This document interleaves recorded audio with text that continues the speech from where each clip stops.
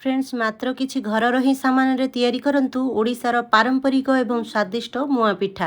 थरे जदि मोर a trick रे मुआ पिठा तैयारी करिवे ताहाले आपणकर पिठा भी एते नरम और स्वादिष्ट बनिबो समस्ते खाइके आपणकर प्रशंसा करिवे।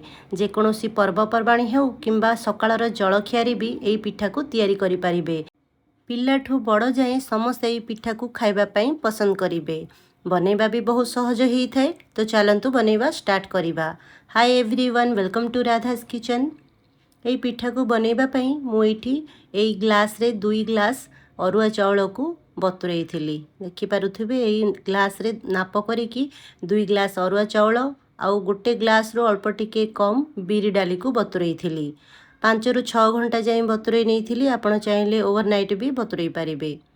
एबे एठी गोटे बाउल रे गोटे मुठा चूड़ा पकेबा। 2 थर चूड़ा को धोई सारला परे अल्प टिके पानी देकी 10 मिनिट जाए बतुरई नबा। फ्रेंड्स बहुत लोक एथिरे चूड़ा पकई न थांती, किंतु गोटे मुठा चूड़ा पकेबा द्वारा कौन फायदा ही थाए मु आगरे वीडियो रे कहिबी। वीडियो को स्किप न करी पूरा देखंतु।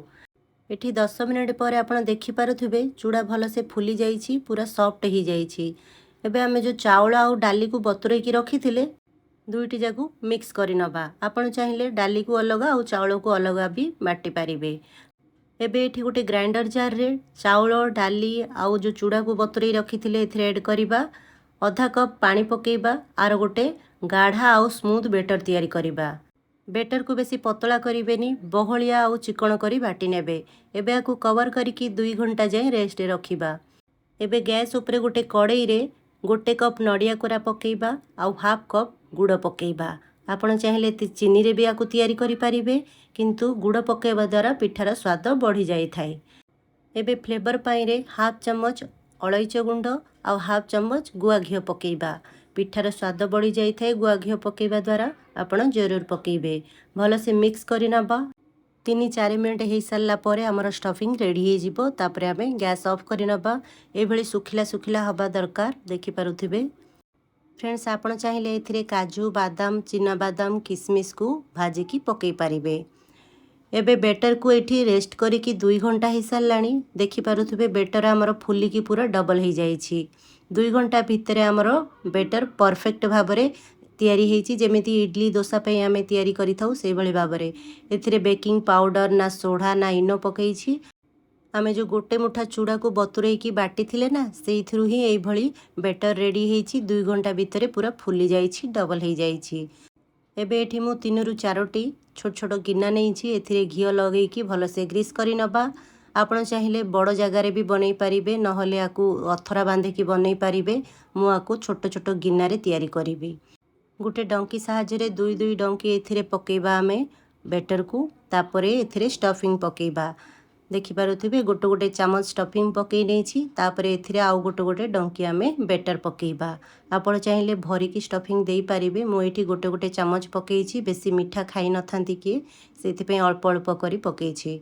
आपण चाहिले 2 ରୁ 3 चामच पकई पारिबे।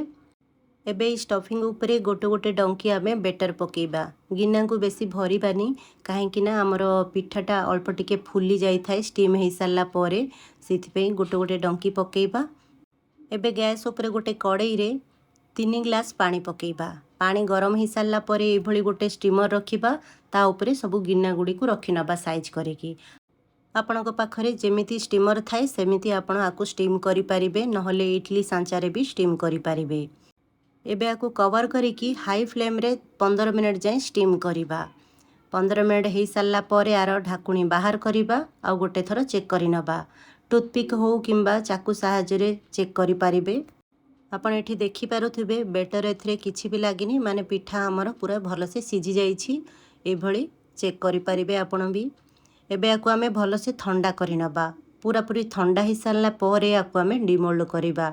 जदि गरम थिबा समय रे आकु काढी नबा ताहाले गिन्ना रे सब लागी जाई थाए, तळे भी लागी जाई थाए। और पिठा गुड़ी को देखिबा पई सुंदर लागी न थाए। सेति पई पूरा ठंडा ही सारला परे चाकू साहाଯ୍य रे साइड गुडा को एभली काढी नबा। तापरे पिठा हमर भल से बाहरी जिवो। आपण देखि पारुथिबे बहुत सुंदर भाबरे पिठा हमर बाहरी गला। ए भली भाबरे सब पिठा गुड़ी को काढी नबा। फ्रेंड्स यही नियंतु आमर यमी टेस्टी और मजेदार मुआ पिठा रेडी हो गला। आकु देखिबा पई जेतिकी भल लागि थाए ना खाइबा पई भी सेतिकी मजेदार हेई थाए। बहुत कम समय रे घरर ही किछि जिनिसरे एई पिठा तैयारी हो जाई थाए। आमे जो एथिरे गोटे मुठा चूड़ा को बतुरेकी ग्राइंड करिकी पकेइथिले ना, सेथि जोगु एई पिठा बहुत तुळापरी नरम स्वादिष्ट आउ स्पंजी तैयारी ହେଇଛି। आपण देखि पारुथिबे भितरे जो आमे स्टफिंग देइथिले ताकू भी देखिबा पई बढ़िया लागुची आउ खाइबा पई भी टेस्टी लागि थाए। तो फ्रेंड्स एई भली मुआ पिठा आपण घरे जरूर तैयारी करंतु आउ खांतु। एई पिठा को आपण गोटे थर बनेकी जदि समस्तंकु खुआइबे ना तो समस्ते खाइकी आपणकर प्रशंसा जरूर करिवे। पिलामानक टिफिन बॉक्स रे भी आपण देई परिबे। पिलामाने खाइबा पई बहुत पसंद करि थांती और मागी मागी के भी खाई थांती। तो फ्रेंड्स एई भली मुआ पिठा आपण जरूर तैयारी करंतु, खांतु और समस्तंकु खुआंतु।